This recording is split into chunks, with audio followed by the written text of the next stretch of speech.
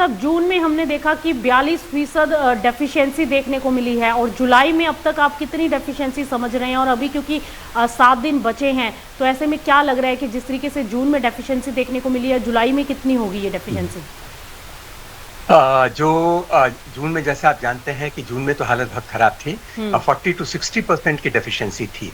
लेकिन जुलाई के मध्य तक जो वर्षा थोड़ी सी अच्छी हो गई है, तो उससे ये घटकर 20% के आसपास आ गई है।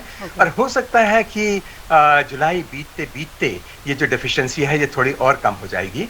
तो मुझे लगता है स्थिति थोड़ी उतनी खराब नहीं है जितना जून में हम लोग डर रहे थे।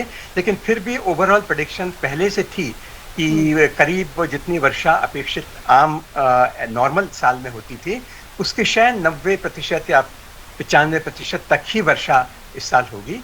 पूरी वर्षा इस साल नहीं होगी। तो 90% की आशंका है कि 90% ही वर्षा होगी। और अगस्त में कैसा लग रहा है डॉक्टर साहब, मानसून कैसा रहेगा? मुझे लगता है कि उसकी प्रेडिक्शन कर पाना तो मुश्किल है।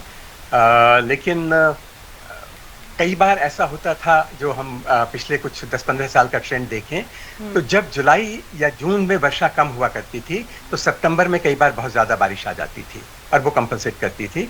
लेकिन मुझे लगता है कि मेरे लिए संभव नहीं है ये बता पाना अभी कि अगस्त या सितंबर में क्या होगा। तो डॉक्टर साहब, इससे बहुत सारी चीजों पर प्रभाव पड़ेगा। और क्या ये मान लें कि ये जो अभी जो खबरें निकल कर आ रही है कि एल नीनो का इम्पैक्ट जो है वो 2027 तक बना रहेगा? जी, एल नीनो का इफेक्ट थोड़ा समय तक बने रह सकता है। और वहां पर दक्षिणी अमेरिका के आसपास उन क्षेत्रों में एल नीनो का मतलब है भारत में ला नीनिया का ये प्रभाव बने रहना। और ये लगता है कि अभी काफी महीने चलेगा। आमतौर पर ये घटना देखी जाती है करीब कुछ महीनों तक चलती है, कई बार 9 महीनों तक भी चलती है, 10 महीनों तक भी चलती है। तो एवरेज आप माने तो 6-7 महीने तक ये स्थिति बनी रह सकती है।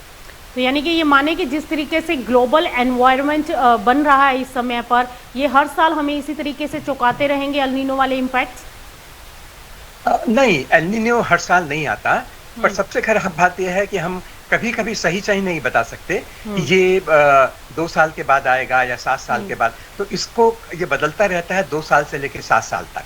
पर आमतौर पे 2 से 5 साल तक के बीच में के बाद ये फिर से आता है, फिर यही स्थिति क्रिएट होती है।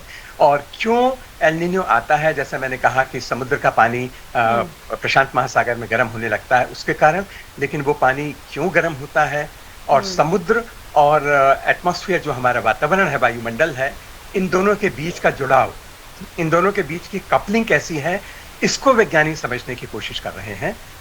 लेकिन अभी पूरी तरह से ये गुत्थी जो है सुलझाई नहीं जा सकती है।